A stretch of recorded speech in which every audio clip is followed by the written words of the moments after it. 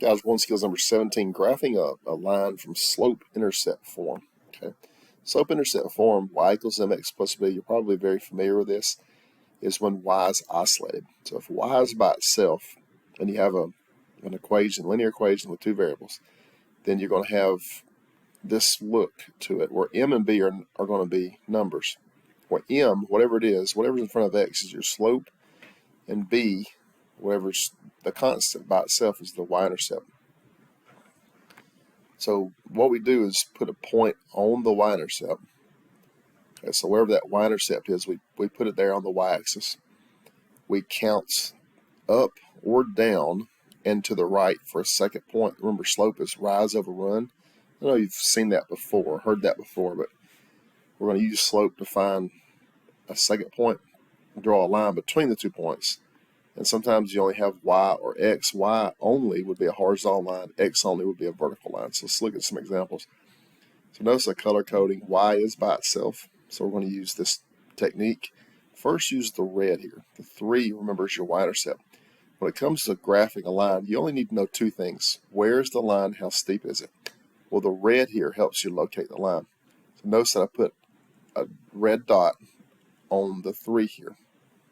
We then use the slope, rise over run, so we know that it's rising 1 for every run of 2. Okay, so I'm going to go up 1 and over 2. When we say over, we almost always go to the right.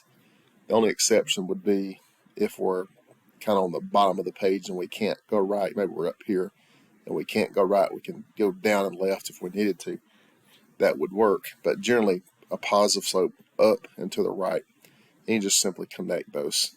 Okay, so the slope is 1/2, up 1 over 2. Anywhere on the line you can see that. And the y-intercept is 3. A second example, sometimes you don't see the y-intercept, and often the slope is just a whole number or an integer. So we kind of doctor this up a little bit. We say y equals -2 over 1x plus 0. And then we go through the same process. The y-intercept's right at the origin here, comes from the red, and then now we go down. The negative is going down, so don't go down and left, go down and right. So we go up or down and to the right, most always. And then connect. Another important note here is if you have a negative slope, it's going to go down to the right. So just make sure that it looks right when you're done. A positive slope, going back to example 1, would be going up to the right. Okay, so that's important to note. A couple more examples. What if we only have y, and what if we only have x? Well, if we only have y, that means all the y coordinates are -3.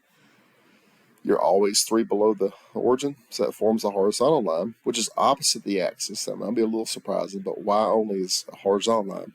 X only is a vertical line. You're always, with the x coordinate of 2s, you're always 2 to the right of the origin, which makes a vertical line. Again, opposite the axis.